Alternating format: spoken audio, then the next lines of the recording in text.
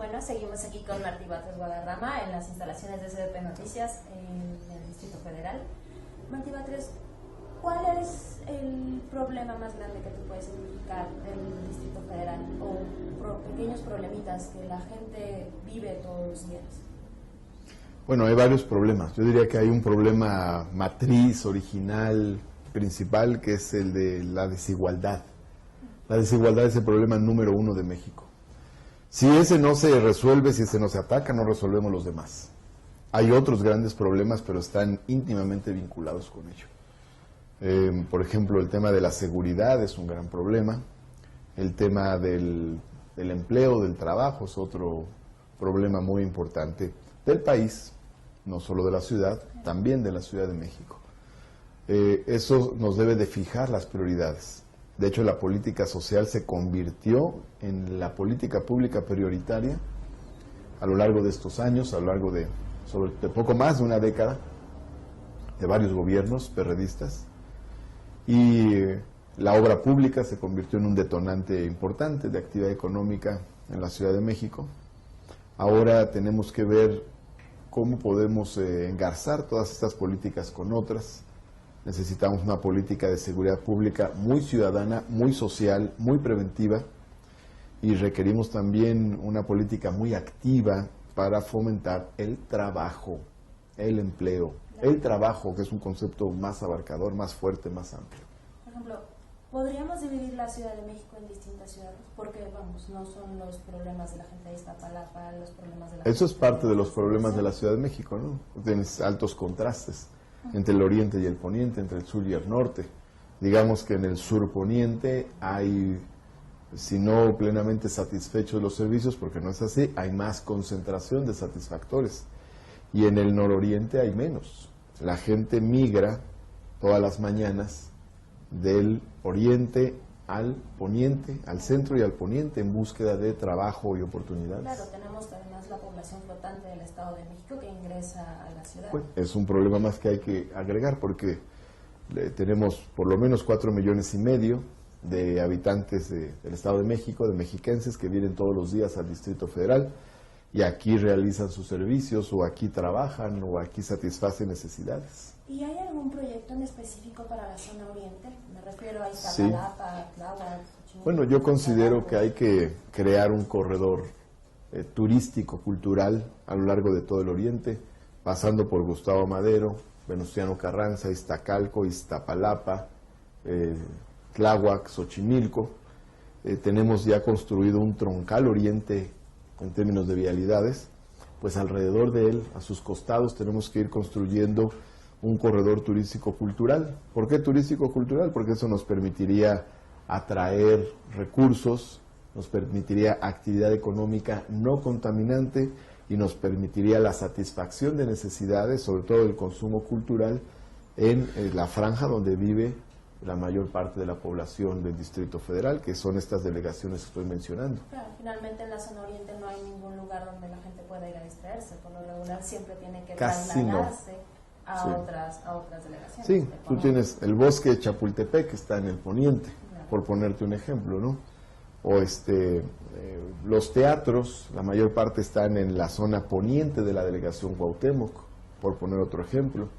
Las universidades y centros educativos de educación superior están básicamente en Coyoacán, Benito Juárez, Cuauhtémoc, Miguel Hidalgo, por poner otros ejemplos, ¿no? Entonces, esta problemática refleja un desequilibrio territorial que se tiene que resolver con iniciativas de políticas públicas, ¿no? Ok, más o menos, hablando en cuestión de tiempo, ¿cuánto le costaría a estas delegaciones que no tienen una infraestructura? Pues hay que plantearnos... Prácticamente el tiempo que gastan en transporte reduce su calidad de vida y el tiempo que están con sus familias. Muchas cosas, ¿no? O sea, si vives en el oriente de la ciudad, utilizas más tiempo para trasladarte a tu trabajo y no tienes la seguridad, la certidumbre de todos los servicios. Hay menos espacios públicos. El servicio del agua es más deficiente en esta zona. Es decir, tienes otro tipo de problemáticas. que tienen que ver con este desequilibrio territorial. Entonces, No digo que en todo el DF ya estén resueltos los demás problemas, no digo que en el resto del DF estén resueltos los problemas, pero el desequilibrio territorial del DF es uno de nuestros grandes problemas. Y comienza con mucho en el tema del agua. Entonces, si no hay agua, entonces muchas empresas no se quieren establecer en el oriente de la ciudad porque no hay agua. Entonces, también este tema tiene que ver, todo está entrelazado.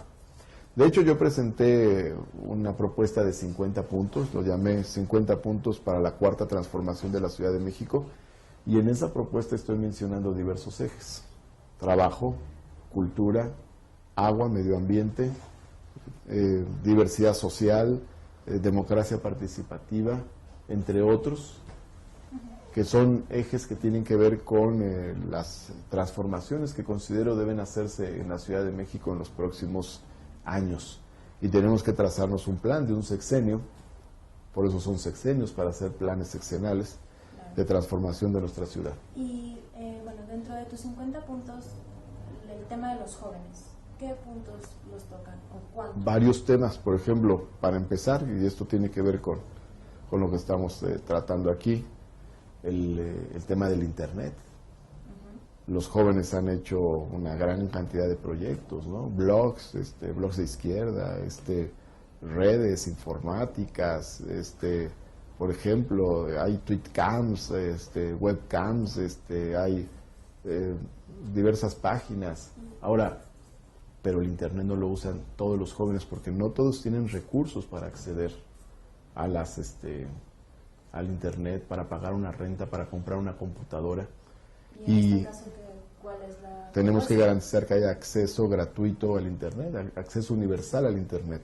Eso es importante, ¿no? Y además que sea de calidad, supongo. Sí, por supuesto.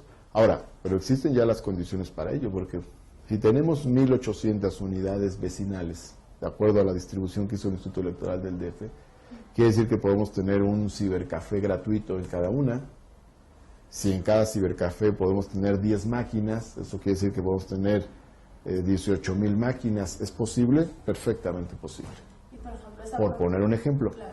Otra vía son las antenas de Wi-Fi en diversos lugares de la ciudad que abarcan cierto radio donde puedes utilizar tu computadora portátil, laptop para acceder.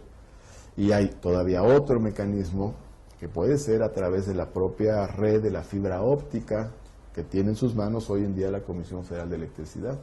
Es decir, sí hay forma de generar el Internet universal y gratuito. En Francia y España forman parte ya de la legislación los accesos al Internet universal y gratuito. Okay. Y por ejemplo, Esto es una parte. Está el tema de educación. Sí, Tenemos esta propuesta de Internet insertaría de alguna manera a los jóvenes a la actividad pública, a la actividad política de la ciudad, porque resulta que pareciera que a los jóvenes no les interesa o no les interesan las vías conocidas, las vías partidistas, pero sí tienen alguna opinión al respecto. Darles Internet sería una manera de insertarlos a ejercer su opinión. El Internet es un instrumento de participación ciudadana, de participación social, es un instrumento recreativo, es un instrumento también de utilización académica, es un instrumento de mercado, de compra y de venta, es un instrumento de comunicación. En buena medida el Internet sustituye o complementa al teléfono, es decir, el Internet tiene muchas aristas. Creo que entonces es un instrumento que cubre muchos aspectos, incluso educativos, porque ahora hay licenciatura en línea, bachillerato en línea, maestría en línea. Entonces, creo que es un instrumento que puede ayudar mucho. ¿Pero una herramienta paralela a quienes no tienen acceso a la educación, entonces?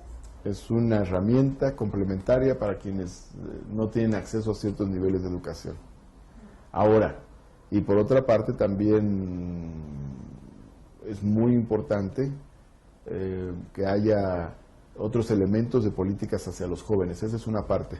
Pero también están, por ejemplo, el crecimiento de la Universidad Autónoma de la Ciudad de México, la UACM, debe de haber, la UACM debe crecer y crecer hasta lograr la meta de 0 rechazados. La Universidad Autónoma de la Ciudad de México debe ser a la Ciudad de México lo que la UNAM es al país. y por otro lado también